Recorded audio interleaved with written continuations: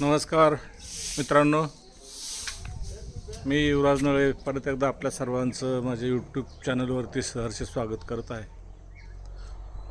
हे जी आपण साईट पाहत आहात हे भारत सरकारच्या अखत्यारीत पुरातत्वीय साईट आहे आणि याचं महत्त्व याच्यासाठी आहे की हे मध्य प्रदेशमधील ग्वाल्हेरपासून साधारणतः एक 25-30 किलोमीटरच्या अंतरावर असलेली ही साईट बटेश्वर नावाची ही साईट आहे की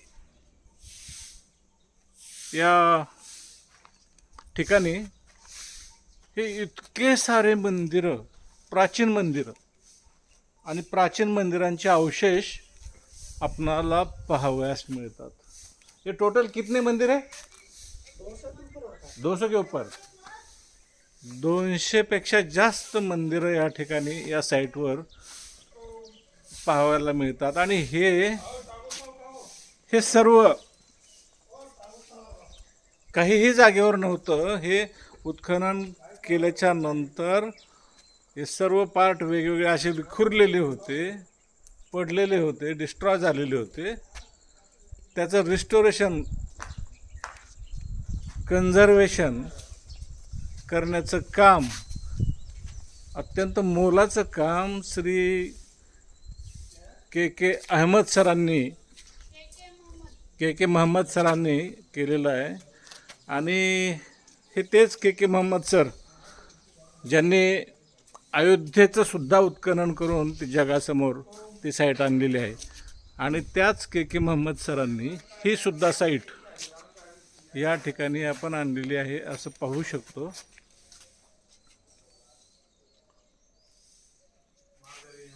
प्रचंड मोठी आर्किओलॉजिकल साईट या ठिकाणी आपण पाहू शकतो. 200 पेक्षा जास्त ही मंदिरं, अत्यंत सुंदर असं शिल्पकला, कोरीव काम या ठिकाणी झालेलं पाहतो आपण. हा पहा, हे पिलर आहे. पिलरचा हा एक भाग आहे. आणि ही जी सिस्टीम होती जुनी बांधकामाची, दगडी बांधकामाची सिस्टीम, तर हे आपण खाच पाहू शकतो. असं खाचेमध्ये एका दगडाच्या खाचेत दुसरा दगड गुंतवून बांधकाम केलं जाण्याचा हा प्रकार हे आपण पाहू शकतो. पहा, फार सुंदर हा नमुना आहे. या देशातील ही भारताची प्राचीन संस्कृती, भारत की धरोहर हे जतन करण्याचं काम या ठिकाणी भारत सरकारच्या वतीनं archaeological survey of India ASI हे जे भारत सरकारची संस्था आहे, विभाग आहे, या विभागाच्या वतीनं हे कार्य अत्यंत सुंदर पद्धतीनं केलेलं आपण पाहू शकतोय. प्रचंड मोठं कार्य आहे. सुधा मूर्ती आणि नारायण मूर्ती जे की आपले उद्योजक आहे भारताचे, त्यांच्या आर्थिक मदतीनं याचं नवनिर्मिती नवीन काम केलं जातं.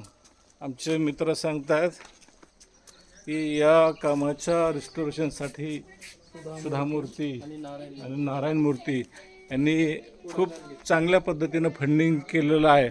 आणि त्या फंडिंगच्या माध्यमातून हे सर्व रिस्टोरेशनचं काम या ठिकाणी झालेलं आपण पाहू शकतो.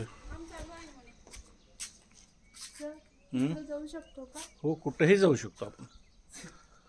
हे बारव, हे प्राचीन जलव्यवस्थापनाचा अत्यंत सुंदर असा नमुना हा सुद्धा आपण या ठिकाणी पाहू शकतो. हे बारव इथं आहे आणि इथं शेजारी पण आहे. हे माझ्या सुद्धा पाहण्यातलं हे एकमेव असं ठिकाण असेल की 2 बारव आहेत शेजारी.